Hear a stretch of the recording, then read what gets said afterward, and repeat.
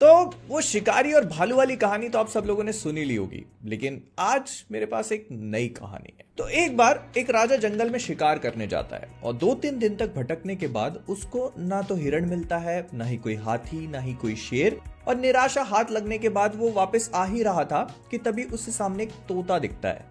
उस तोते को देखकर राजा के मन में लालच आ जाता है। वो सोचता है शेर हिरण ना सही, इस तोते को ही मार देता हूँ, कम से कम ये तो नहीं बोला जाएगा कि खाली हाथ लौट के आ गया। तो राजा तोते को मारने ही लगा, लेकिन तोता निकला एक नंबर का हरामी। उसने राजा से कहा कि अगर तुम मुझे मार दोगे तो तुम्हें खजाने की प्राप्ति कैसे हो पाएगी। राजा खजाने का नाम सुनते ही बौखला गया। उसने तोते से कहा कि कौन सा खजाना। तोते ने उससे कहा कि मेरे पास खजाने का एक रास्ता है जो मैं तुम्हें बता सकता हूँ, लेकिन उसके लिए तुम्हें मेरे सवाल का जवाब देना होगा। अगर सवाल का जवाब नहीं दे पाए तो फिर एक काजू खिला देना बस। राजा सोच में पड़ गया। उसके लालच ने उसको पूरी तरह से सम्मोहित कर दिया और फिर उसने कहा ठीक है, पूछो जो पूछना है, ऐसा कुछ नहीं जिसका जवाब हम नहीं दे सकते। तोते ने पूछना शुरू किया, मेरे पेट में है सोना, लुंगी में है चाल, सीधा साधा मैं हूं दिखता, बताओ मेरे सिर पे कितने बाल। राजा के पास कोई जवाब नहीं था। पहले उसने 100 कहा, गलत जवाब, 1000 कहा, और भी गलत जवाब, 1,00,000 कहा, वो भी गलत जवाब। अब किस्मत की बात यह कि शिकार पे निकलते हुए राजा के पास काजू थे, तो उसने 3 काजू तो उसको वहीं खिला दिए। लेकिन राजा को खजाने की लालच भी था, तो वो उस तोते को उठा के अपने राज दरबार में ले आए और उसका जवाब ढूंढने के चक्कर में दूर दूर तक जितने भी साम्राज्य थे वहां से मंत्री, राजा, राजकुमार सबको बुलवाया और उनसे कहा कि अगर तुम सही जवाब दोगे तो खजाने में आप सबको हिस्सा मिलेगा। सारे के सारे मंत्री आए, हर किसी ने अलग अलग जवाब दिए, लेकिन तोता काजू पे काजू खाता गया, मोटा होता चला गया। राजा को यह समझ में नहीं आ रहा था कि आखिरकार सही नंबर है क्या। लेकिन तब एक राजकुमार आया। उसको पहले से ही पता था कि तोता बकलोली कर रहा है और खजाने जैसी कोई चीज है नहीं। वो राजा के राज दरबार में पहुंचा, तोते के पास गया। तोता काजू लेने के लिए फिर से तैयार हुआ। उसने अपना सवाल दोहराया, लेकिन राजकुमार ने उसके जवाब में कहा, मेरे पेट में जितना भी हो सोना, तू पहले अपनी लुंगी संभाल, क्योंकि सिर के बाल का तो पता नहीं, लेकिन हर वेब कनेक्ट्स ऑल।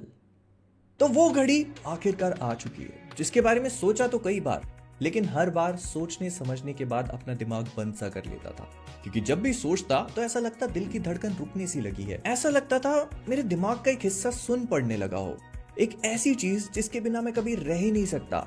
ऐसा मैं बोलता अगर सोनी वालों ने अच्छी स्पाइडरमैन की पिक्चरें बनाई होती तो। लेकिन अगर शत्रुमुर्ग की तरह जमीन में मुंडी डाल दो और ये सोचने लगो कि आने वाली परेशानी खत्म हो जाएगी, हम तो जो कर रहे हैं वो करते रहें, तो इसका मतलब ये थोड़ी ना है कि परेशानी खत्म ही हो गई, है ना।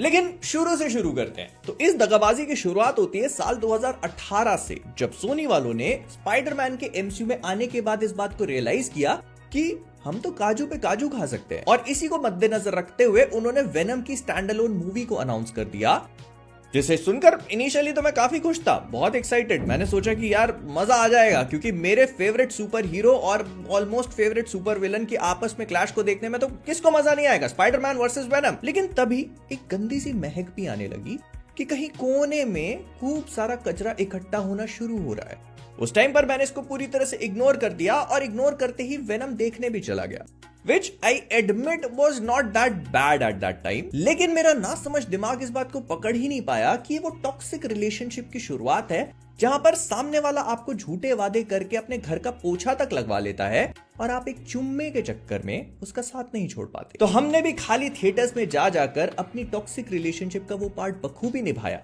कि गलती से कहीं भूले भटके स्पाइडरमैन की एक छोटी सी झलक तो देखने को मिल जाए।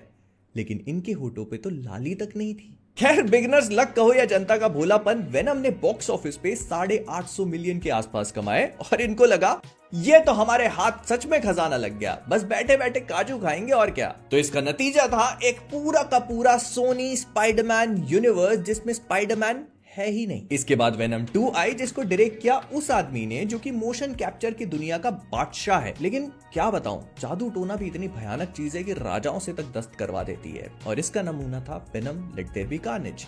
अब आई विल एडमिट कि इस पाप को मैंने थोड़ा बहुत एंजॉय किया थिएटर्स में, लेकिन जब इसके बारे में आज बैठ के सोचता हूं तो 2 बार नहाना पड़ता है।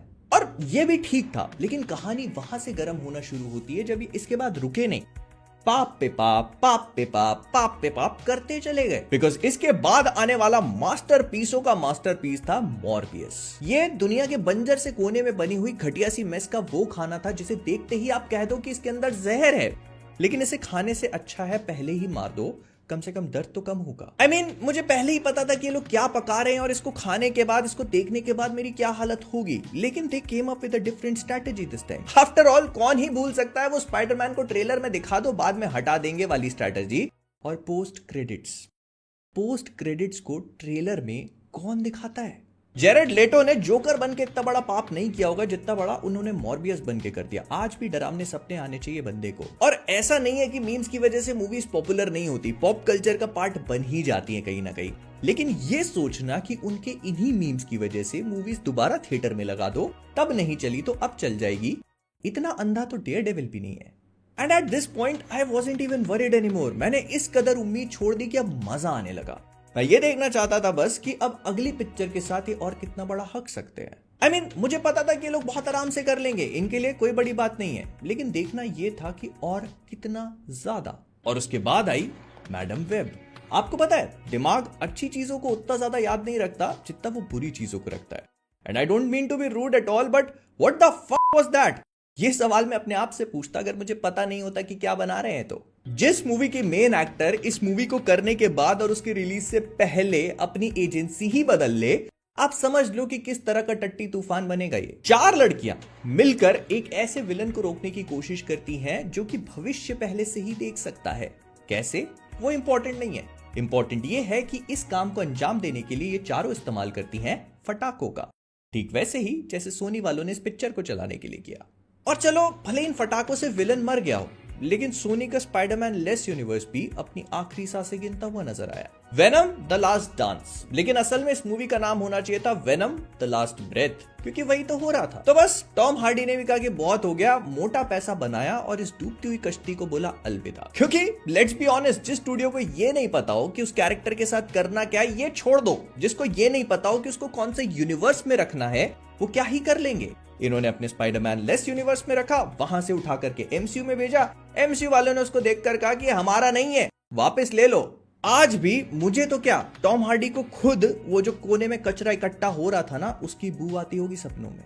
और फिर आती है वो पिक्चर जिसका आज टेक्निकली रिव्यू आ जाना चाहिए था, लेकिन क्योंकि 1 तारीख को शिफ्ट हो चुकी है तो मैंने सोचा वीडियो तो बनेगा। तो ना, प्रॉब्लम सॉल्विंग में एक फॉर्मूले का इस्तेमाल होता है जिसको हिट एंड ट्रायल कहा जाता है। ये लोग ट्राई तो भरपूर करते रहे क्योंकि दुनिया जमाने की स्ट्रेटजीज अपना ली, लेकिन हिट एक भी बार नहीं करवा पाए। आई मीन, विलन को हीरो बना लिया, स्पाइडरमैन का क्लिकबेट तो ये करते ही आ रहे हैं, ठरक को भी लेके आ गए, लेकिन फिर इन्होंने सोचा कि अब क्या बच गया है ट्राई करने के लिए, तो बस खून ही खून दिखा दो। क्योंकि वो तो दिखाया ही नहीं ना, वैम्पायर को भी नकली पिला रहे थे, तो why not start it now. तो अब क्रेवन द हंटर के नाम पे ये लोग बिपाशा बासु से भी बुरा लक्ष्मी चिट फंड का तरीका लेके आए हैं, जिससे वे आखिरी बार लोगों से पैसा खींच सके। और इनको पता है कि एक ऐसी सिचुएशन में है, मूवी कितनी ज्यादा वल्नरेबल है क्योंकि पैसा तो फूंक दिया है। अब इसी चीज को चलाने के लिए इन्होंने इसकी स्टार्टिंग के 8 मिनट ऑनलाइन डाल दिए। मजाक नहीं कर रहा हूं, पिक्चर रिलीज होने से पहले इसके 8 मिनट ऑनलाइन पड़े हुए हैं। आप चाहो तो जाके देख सकते हो, लेकिन कॉन्टेक्स्ट के लिए बता देता हूं कि वेनम द लास्ट डांस जो इतने टाइम पहले रिलीज हुई थी, उसकी स्टार्टिंग के 10 मिनट अब जाके डले हैं क्रेवन के 8 मिनट के बाद। तो डिस्प्रेशन, अंडर कॉन्फिडेंस, ये सब चीजें तो लगी रहेंगी, लेकिन इससे जुड़ी हुई आपको एक कहानी बताता हूं। अभी रिसेंटली ब्राजील कॉमिक कॉन में इन लोगों ने इस पूरी पिक्चर को स्क्रीन किया। पूरी पिक्चर 8-10 मिनट नहीं, पूरी मूवी को स्क्रीन किया। लेकिन एक्चुअली हैरानी नहीं होनी चाहिए इस बात पे। इंपॉर्टेंट बात यह थी कि उस स्क्रीनिंग को देखने के लिए कोई नहीं आया। शुरू की और आखिरी की कई सारी सीट्स बस खाली पड़ी हुई थी। ये तो वही बात हो गई कि क्लास में सब टॉप कर रहे हैं और आप फेल हो गए, क्योंकि कॉमिक कॉन जो एक सुपर हीरो कन्वेंशन है, वहां पर वही लोग आते हैं जो सुपर हीरो फैंस हो, और अगर वो लोग भी वहां पर पिक्चर देखने नहीं आ रहे, इसका मतलब समझ लो दुकान बंद करने का टाइम आ चुका है। बिकॉज चाहे कुछ भी हो, कुछ भी चीज आप उठा लो, अगर अति में लोगे तो वो सेहत को नुकसान ही करती है, फिर चाहे वो काजू ही क्यों ना हो। और ये पहली बार नहीं है, मैं हर मूवी के साथ बोलता रहा कि बंद कर दो ये जो दिवाली के फटाकों के नाम पे सस्ते फुस्सी बम बेच रहे हो। फटते तो है नहीं, लेकिन तुम्हारी दुकान में आग लगा देंगे। लेकिन नहीं, स्पाइडरमैन के धोखे से शुरू हुई ये रिलेशनशिप जब वन साइडेड लगने लगी तो हम ही को बेवफा बोलकर हवस का नंगा नाच तक कर गए। और जब इसी बात पर हमने पूछा सवाल तो बोले चुप कर हर वेब कनेक्ट सॉल्व। तो बाय बाय टाटा, आज कोई धमकी नहीं दूंगा, आज रोमांटिक मूड में हूं।